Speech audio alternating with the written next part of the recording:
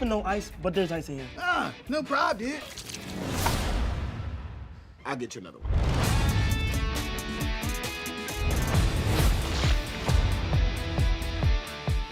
Hello everyone and welcome back to another episode of Real Rap Reviews. I'm one of the co-hosts of the Real Rap Podcast, Javier, and thank you guys for tuning in. I got another review for you today. We'll be reviewing Good Burger 2, which is currently streaming on Paramount+. So it's been about 26 years since we last seen Ed and Dexter at Good Burger. The 90s classic returns for a sequel. So let's talk a little bit about the film. So struggling to become an entrepreneur, Dexter's inventions continue to backfire on him, causing him to lose his job and being kicked out of his own house. So then soon he reunites with his old pal Ed from Good Burger. So growing up, I really enjoyed the first Good Burger film based on the skit from All That. And I thought the first film is fun and funny and very nostalgic too. It's not the smartest film, but definitely it's an enjoyable, fun film for family, kids, and basically anyone who grew up in the late 90s, early 2000s. And it's great to see Kenan and Kel here again. I mean, they're a great duo. They're a fun duo, and I think they work really well with each other. I'm a fan of both of them. Grew up, I loved watching them on All That, Good Burger, and their show, Kenan and Kel, which was hilarious.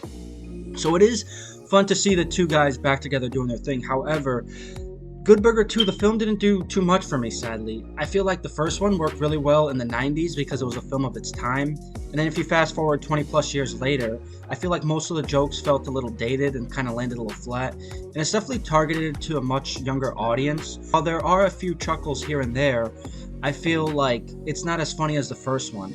And just like I said, the jokes, they feel a little bit dated, kind of a little bit overly goofy, and it just didn't really work for me. I just feel like Good Burger, it worked really well in the 90s. When you try to have something from a different decade and try to put it in modern times, sometimes it could be a hit or a miss.